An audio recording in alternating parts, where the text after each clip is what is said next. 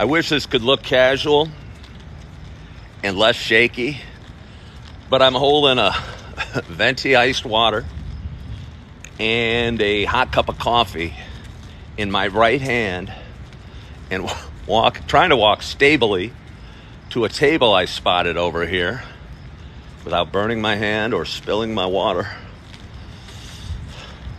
Don't think that'd be a good way to start my Friday. The burnt hand. Let's just sit here. I found a spot. I'm so excited. Hang with me. Oh, here we are. Here we are. Here we are. Here we are. I actually have a buddy that lives right up there. Maybe if I threw a rock, actually he might live on the other side of the building. So no matter how many rocks I threw at his window, I don't think I'd wake him. Let's go this way. This looks kind of fun. We got a table. I'm very fancy today. I got a table. Hi, Katie. Make sure my volume's okay. Sometimes the speaker on the phone gets kind of muffled and muted and sound gets kind of disturbed. What's my view this way? I think it's pretty good. I should just be satisfied. I'll be satisfied. I got my back to the Starbucks. I got my back to the heart of downtown.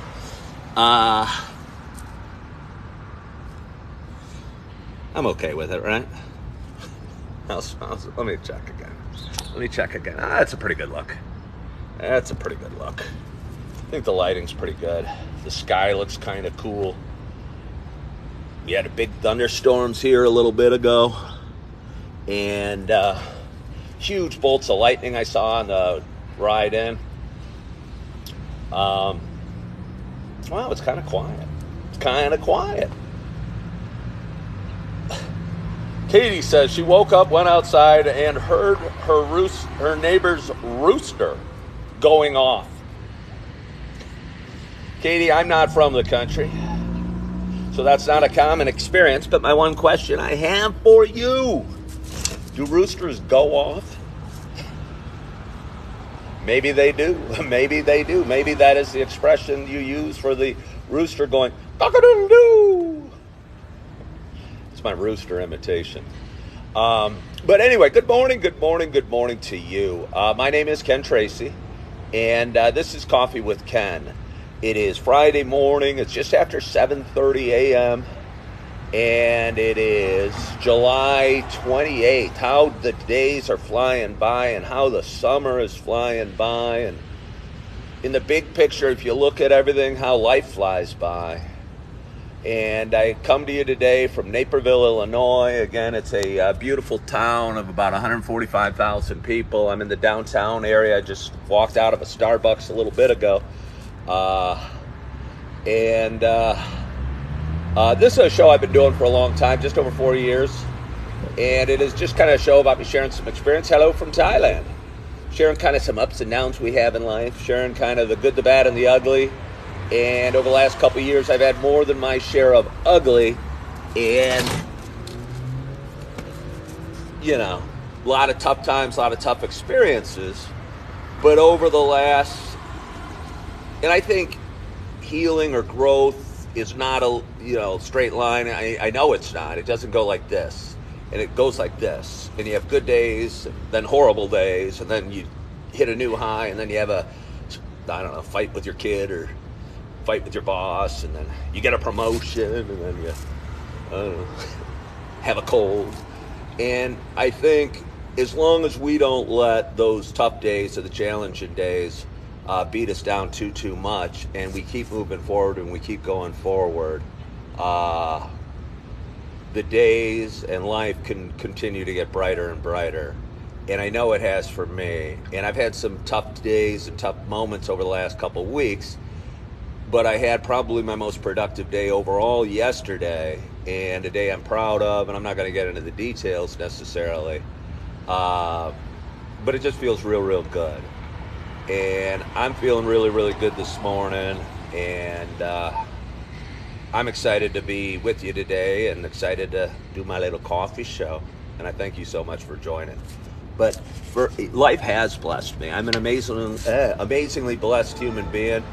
Again, one not free of challenges. And I think if you're looking at somebody that you're envious of, or you think they're in a great position, or their life's awesome and your life sucks, realize no matter how big the smile, how big the bank account, how fancy the job title, or how clean the car,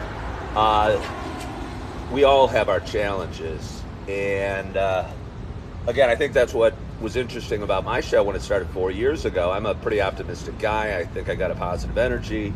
I look people in the eyes, I shake hands, I smile a lot, I laugh a lot, I tell jokes. But there were some dark times and hard times. And I started talking about them, and people started watching. Thank you so much for following the host, Ellen Aiken. I appreciate you. But anyway, for those that have been watching a while, you know it's not just a show about me talking. Because if it was just a show about me talking, I would say it would get boring, but it wouldn't get boring because I'm a fascinating conversationalist. Well, thank you, affiliate man. Somebody said, got a lot of trucks rumbling behind me. I expected it to be quiet and calm. But I'm on one of the main intersections of Naperville, Illinois, right on Jefferson in Maine. And right in the heart of downtown. And again, the Starbucks is right behind me. It's about a half block behind me. Oh! Again, I get distracted. As I was saying, it's not just a show about me talking. It's also a show about me sharing my love of coffee. And with that in mind, I do have a nice hot cup of coffee in front of me. And I'm so excited to take my first sip from this cup. Usually I begin my show on my very first sip of the day. But honestly, I wasn't planning on going live this morning. I went live last night after an interesting experience, and I thought, hey, why do it today? And I was sitting there at Starbucks drinking my coffee, was about to crack open the audience. So let's get a refill. Let's go down the street. Let's find a table. Let's sit at the table. And I don't know, let's do my show. So with that in mind, I got a nice hot cup of coffee in front of me, and I hope wherever you are, whatever you're doing, you got a hot cup of coffee in front of you as well. Cheers to us.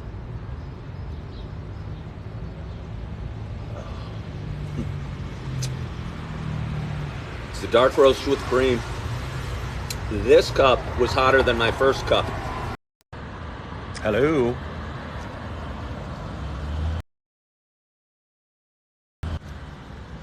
I'm going to go back. I'm optimistic. I am optimistic. I am very optimistic. I hope that I can get my huge audience back. It wasn't huge, but it was solid. I got a pretty solid audience every morning. I had about 50 people watching, and suddenly my phone started telling me I had an unstable connection, and a little yellow dot came up, and then it said lost connection, and my audience went boo, boo, boo, boo, and went from a robust 50 people to a very determined 13 people that stuck around through about a minute technical delay. And I just realized what happened, and I fixed the problem, and I'll explain to you the problem, but I got a couple people. Hey Chad, thank you for hanging in there during my bad connection. But what? It's funny. When I started doing this morning, I pointed to the apartment building across the street. Good morning. And said I had a buddy that lived in that apartment building. Apparently the Wi-Fi on my phone hooked into their Wi-Fi at the apartment building, but it was so distant it was a really weak signal. And that was my problem with my technology. So I turned off the Wi-Fi, and I don't know if I'm using the proper terms, but I'm just using my cellular service, so at least I have a stable connection, and I don't hook into a local restaurant and then have it fade in and fade out, because the last thing you guys deserve is a coffee with Ken that's fading in and fading out. You guys need, not need, maybe crave, maybe want, maybe long for a very stable coffee with Ken. Just my 2 cents. So I'm going to drink a little more coffee, try and get my mojo back. I think I was saying something earth-shattering when the reception died. Or maybe I was saying nothing important at all. But either way, I'm going to keep talking as best I can. Share some experiences with you. Interesting. I interviewed yesterday with a company that sells, I'd say, a very sexy product generally. And it's a product I like a lot. It's a product I think I could sell the heck out of. And it's a job I think I could do really, really well. For those that are new, thank you so much, Katie. For those that are new to Coffee with Ken, I was a realtor for 17 years. And I did fairly okay with it. You know, better than most, but not as good as some. Hello, ladies. Good morning. And how are you? Good, how are you? Good. And I left it at the beginning of the year. And I've been working at a local super target as an entry-level position, trying to figure out what I wanted to do with the rest of my life. I'm 54 years old. I've gone through a whole bunch of changes. I stopped drinking. I stopped smoking pot. Got a divorce. I wasn't happy with what I'd accomplished in the first 52 years of my life, or where I was, or who I was with, or what I was doing, or what have you. And, you know, a smarter person might have made modest changes a little bit along the way, but I just flipped up the table and said, what the heck, we got a lot to fix, let's get to work. And got to work I have. And over the last couple of years, it's been hard, because when you make a lot of changes, you're going to experience a lot of bumps along the new road you're taking, because it's a road you're not familiar with. And I've experienced a lot of bumps. But anyway, I was meeting with a company again that sells an extremely sexy product, in my opinion. And it's a company and a job that I think I could honestly knock the cover off the ball. Good morning. And the subject came to selling the product online. And the sales manager said, well, yeah, we're thinking about creating a TikTok page and an Instagram page, because that's really where a lot of eyeballs are these days. And I looked at him and I go, you know, you got a sexy product. I already get about 500,000 views on my videos every month. You know, and that's just with me talking. But if I was talking with the sexy backdrop of the products, I think I could, A, sell a ton of the product, B, expand my audience and build my social media presence, which is always fun, and C, just be awesome at what I do. And I think all those things would be really fun. And honestly, I think his company should have a department specializing in whatever he wants to call it, social media or online marketing or the TikTok, Instagram wing or what have you. Because, you know, I'm sitting there going, wait, you don't do this already? You know, I'd start right now. I could do this job in my sleep. I could put you, your company, your product in front of a massive audience quickly. Because I put myself just sitting here drinking coffee in front of a pretty decent sized audience every month. And kind of got me thinking and got me excited. And again, talking with a guy, and I think it's important, or a woman, but it happened to be a guy yesterday, and I've done some videos about this before. When I go in on an interview these days, and I haven't been on many, and I haven't done many job searches in my life because I was a stockbroker for 10 years, and was kind of recruited from one company to the next, and then I became a realtor, and that's really not an interview process either. But I've never really put together a resume per se, or filled out applications per se, or sat down and said, hello, Mr. Hiring Manager, how are you? You know, since college. And it felt great yesterday. And one thing I've learned on my path is I'm determined to be the best version of me. And when I say that, I mean, I'm not going to try and be one of my older brothers, or I'm not going to try and emulate, do it like somebody else does. Because I've realized along my journey that I was born with some really strong gifts, and I think we all are gifted and cursed in our own special way. But I have realized over the last couple of years that I've been blessed with some gifts. And I think I've spent so much time trying to be like somebody else and do like somebody else and copy somebody's success approach that I buried who I was and my skill set behind some facade of trying to be like one of my older brothers and walking in their footsteps. And over the last couple of years, I realized I'm pretty cool just the way I am. And yesterday, without a hint of nervousness at all, because I don't know, when you're going in on an interview, people often will tell you good luck. And I don't know if luck's what's needed, because if you're the right person for the right job, it's going to be a match, and you're going to have it's not going to be a perfect career or anything like that, but you're going to get hired and you're going to do a good job for the company. But if you're the wrong person that's trying to falsely sell themselves, and yes, my passion is selling widgets. Since I was a boy, I wanted to sell widgets. Will you hire me, widget company? Or I have experience in this, or I'm great at this. When you're not, hey, I have weird things on my head. When you're not great or you don't have experience. But I went in and talked to this guy as myself, as I'm talking to you right now.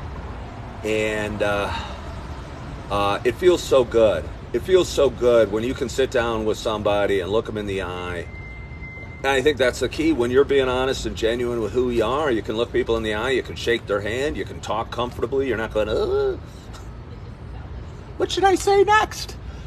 And I think I'd be a natural in this position. I think I'd be awesome at it. And it was hard downplaying that. So I chose not to downplay it. I was being honest, and I was saying it like I am right now. And if they hire me, they hire me, and if they don't, it wasn't meant to be, and I'm okay with that. But it just felt really, really, really good to do. Really, really good to do. And I was proud of myself for putting it together. I'm thankful for my friends for helping me along the way. I had put a resume, and again, I never had a resume, really needed one, and I'm 54, never really needed one in my whole life. And I put one together over the last week or two. I sent it out to various friends and said, hey, can you take a look at this? Although in my heart I know my issue isn't the resume or the words in the resume. I know it's what it is. But again, I was maybe stalling, so I said, hey, take a look at it. And most of the feedback was, hey, it looks great, you put in some time, maybe do this, but nothing that big a change. But anyway, I printed it out at a friend's house who had some resume paper, so I went over there. And he printed me out 5 copies. I got a little binder, went into the business, and handed him my resume after sitting down at his desk, and he goes, ooh, this is nice paper. And I said, thanks. I actually printed it out at a friend's house this morning. And again, I think that's not something my brother would have ever said, because my brother's my brother, and he's him. But I'm me. And I think the fact that I printed that resume out, literally using my friend's paper at his house that morning, was a funny little nugget, and probably made the guy chuckle, and that I was so honest, so willing to share the credit for the quality paper that I was dealing with,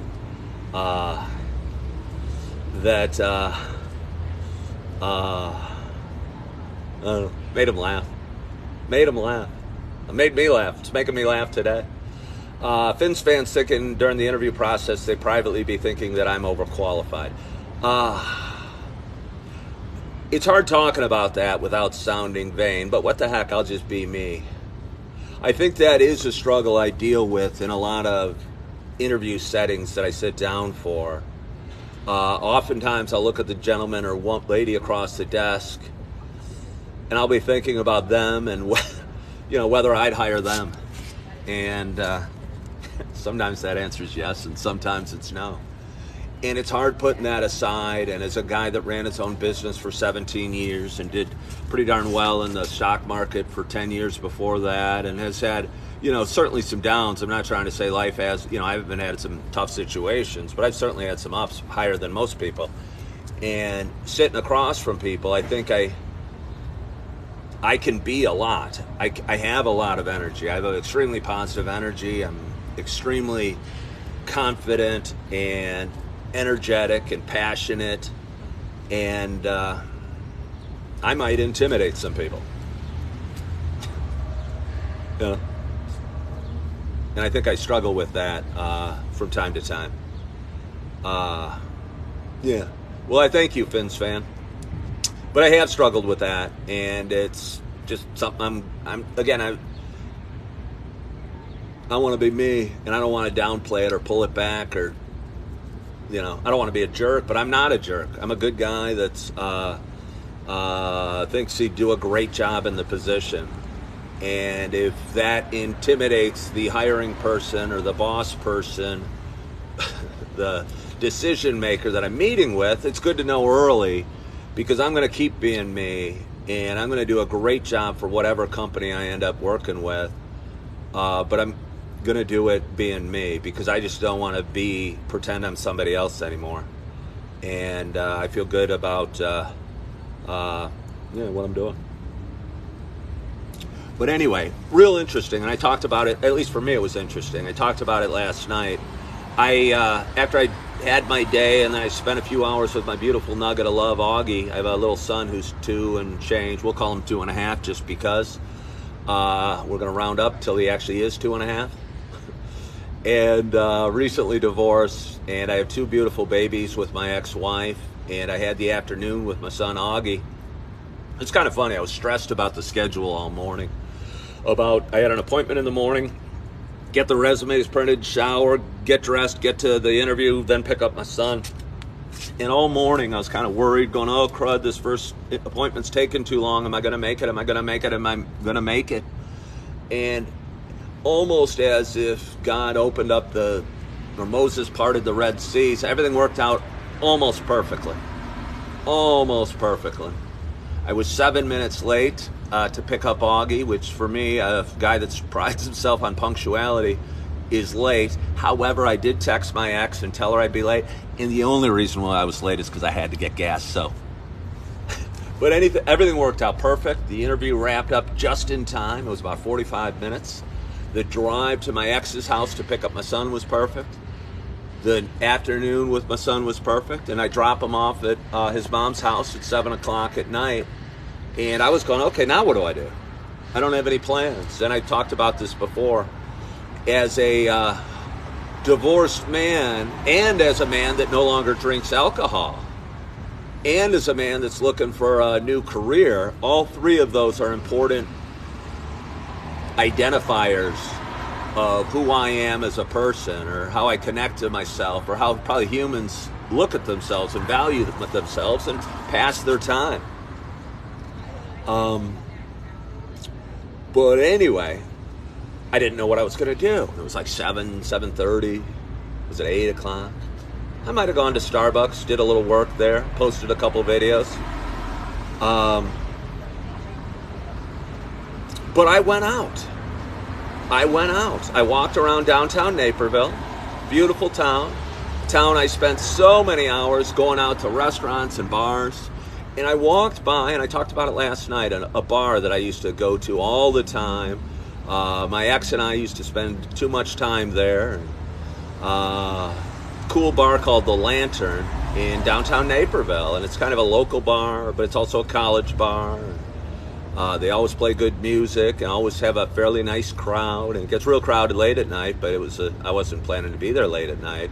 But the weird thing was, I don't know the last time I've been there. I mean, maybe 6-8 months ago, but I don't even remember that time. And I no longer drink alcohol. And to sit there and spend an hour by myself in a bar without drinking alcohol felt so strange, but it also felt so good. It felt so, it felt so good. And it felt like I had a superpower, and like I had restraint.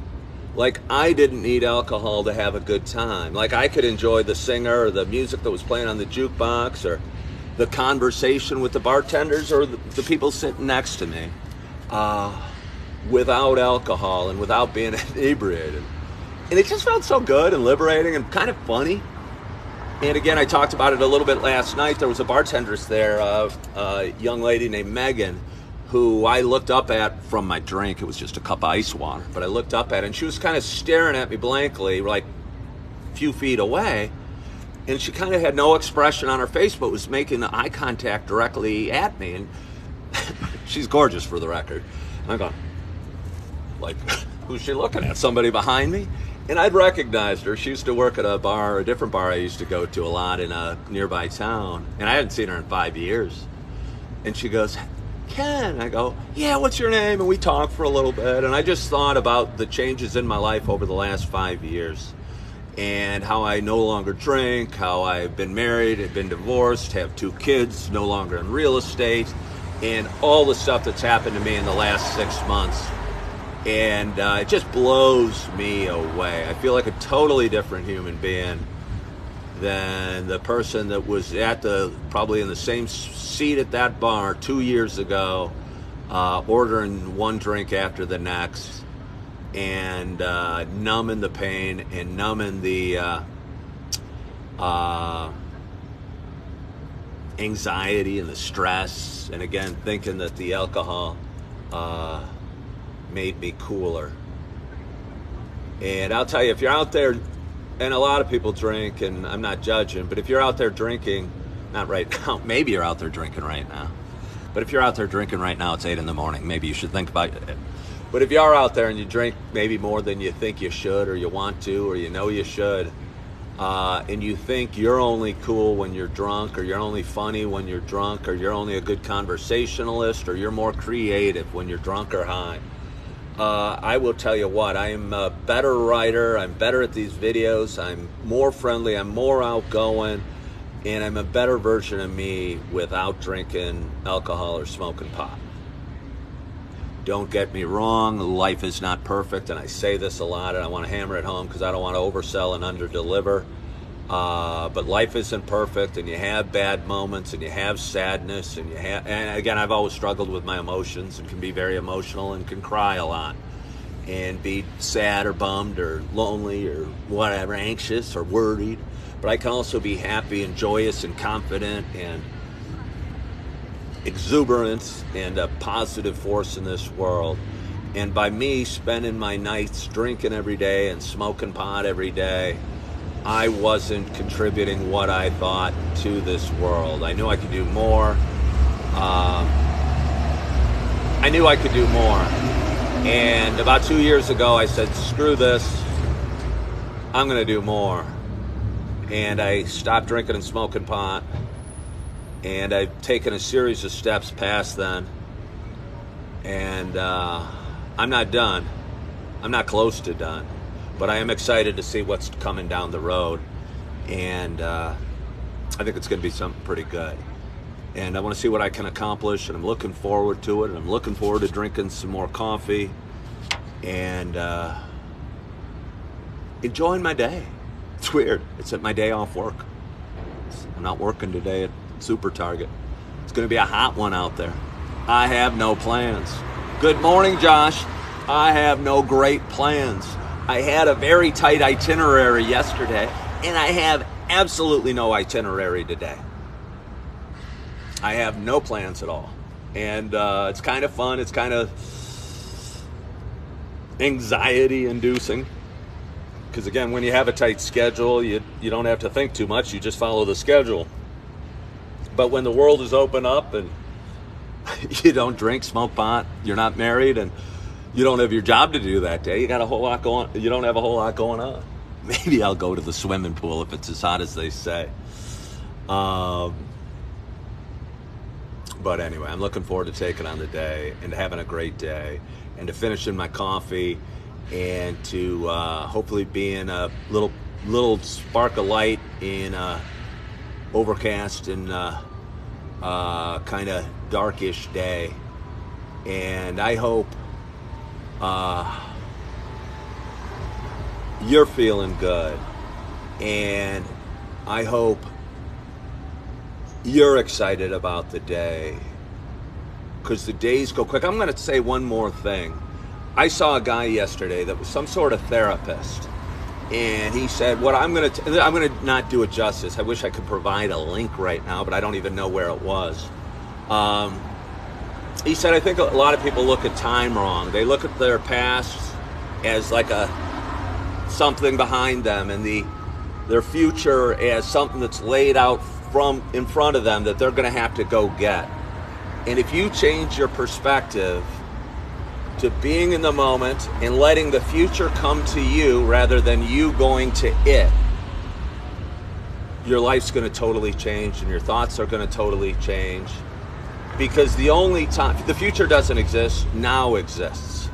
And the only time we're ever going to experience is now, is this moment. Because in 5 years, it's going to be this moment 5 years from now. And it's coming. It's coming. We don't have to charge to it. We don't have to rush to get to it. The future is coming. We need to be in the now, do the best we can right now, and let the future come to us. And I think hearing that was kind of inspirational for me, and I'm going to let the future come to me, and I'm going to be the best me I can right now and in the moment, and try and keep my head in the moment and realize sometimes I'm going to get worried about the future or sad about the past. But I'm going to do my best today to be in the moment, let the future come to me, enjoy my coffee, enjoy my water, enjoy the people I talk to at Starbucks, and just enjoy the crud out of the day. And I hope you do as well. And I want to thank you guys so much for joining today. I so appreciate you. I hope you follow my page. I hope you enjoy my videos. I really enjoy doing this, and I have a lot of fun with it. So I appreciate you guys for joining, and hope you had a wonderful, wonderful, wonderful night's sleep. I hope you're feeling good. I hope you are loving yourself. I hope you're forgiving yourself. And as always, I hope to talk to you soon. Bye-bye.